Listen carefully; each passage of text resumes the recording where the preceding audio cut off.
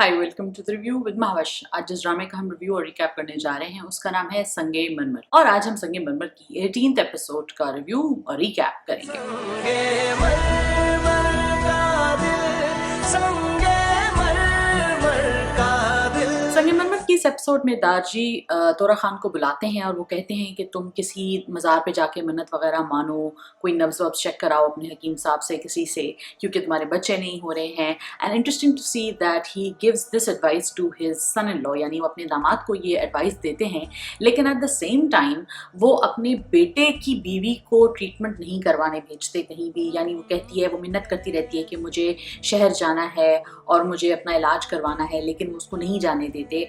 On the other hand वो छुप के शहर चली गई होती है, उनको पता चलता है कि उनमें कोई ख़राबी नहीं है, और वो आके कहती नहीं है अपनी दोस्त से जो वहाँ उनकी एक बन जाती हैं कि जी मैं ये रिपोर्ट सीधे दारजी के मुंह पे मारूंगी, मैं बताऊंगी कि देखो जी मुझ में कोई मसला नहीं है, मसला तुम्हारे बेटे में है। और ये बात मिकाइल सुन लेते हैं और वो ये कहते हैं कि हाँ ठीक है ज़रूर मारना, अभी तो वो मुझसे सलाम का जवाब दे देते हैं, बाद में थूकेंगे भी नहीं। एक पैट्रियार्कल सेटअप में जब हेड ऑफ द फैमिली या हेड ऑफ द सेटअप अगर बाप है या कोई मर्द है, तो अगर वो इस तरह के डिसीजंस ले रहा है या वो इम्तियाजी सलूक कर रहा है, तो इसका मतलब है कि डेफिनेटली जो बाकी प्रॉब्लम्स जन्म ले रहे हैं उसका भी जो सहरा है वो उसी के सर जाता है, यानी उस आदमी के सर जाता है जो ये इम्तियाजी सलूक कर रहा है, जो इंसाफ नहीं कर पा रहा है लोगों में।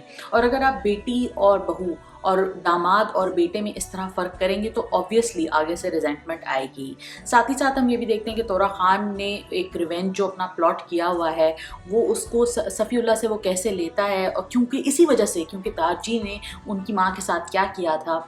और आप ये भी देखते हैं कि एक तो चीज़ होती है ये पैट्रियार्की, जो कि ऑब्वियसली अमूमी तौर पर हमारे तमाम माशरों में राइज है, लेकिन एक है रेज। रेज किस लिमिट तक एक्सेप्टेबल है। Certain cultures, certain places, certain setups में इसको ज़्यादा एक्सेप्टेबल दिखाया गया है, यानी मर्द का जो एक मर्द होना है वो बताया जाता है कि जी जब तक वो मर्द मर्द नहीं होता, जब तक वो चीख नहीं सकता लोगों के ऊपर, जब तक वो लड़ाई नहीं कर सकता, या जब तक वो दूसरों को ज़दोकोब नहीं कर सकता, तब तक हम ये नहीं मान सकते कि वो मर्द है। तुम कैसे मर्द हो कि तुमने इंतकाम नहीं लिया।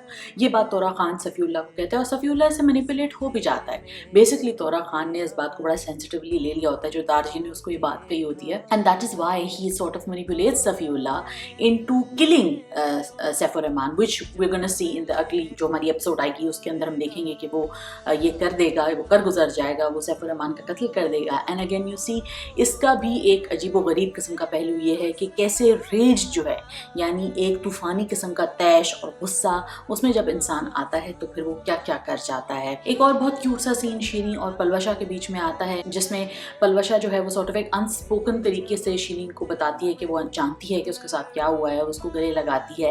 And you see again there is a difference between even within a setup जो कि इतना ज़्यादा डिस्क्रिमिनेटरी है, जो इतना ज़्यादा प्रॉब्लमेटिक है औरतों के लिए भी, उसमें भी अपनी ह्यूमैनिटी को बरकरार रखना बहुत बड़ी बात है।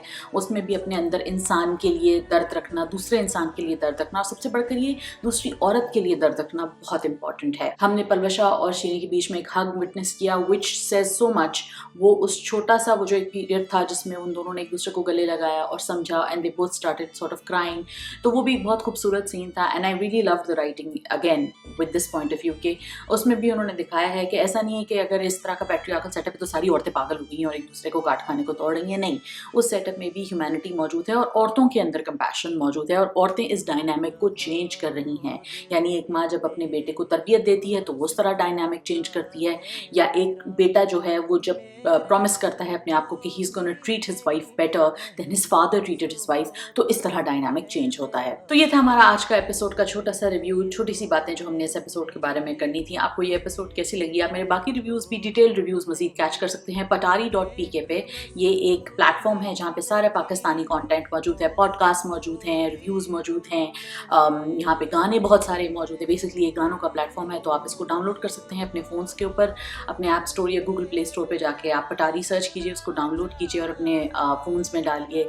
और वेबसाइट पे भी आप जा सकते हैं patari.pk, वहाँ पे मेरा नाम सर्च कर सकते हैं महावश एजाज के नाम से, और वहाँ पे मेरे सारे रिव्यूज़ मौजूद हैं। इसके अलावा आप हमें ट्विटर और फेसबुक पे भी फॉलो कर सकते हैं। अपना बहुत बहुत ख्याल रखिए। Take care of yourself. Have a nice day. Bye.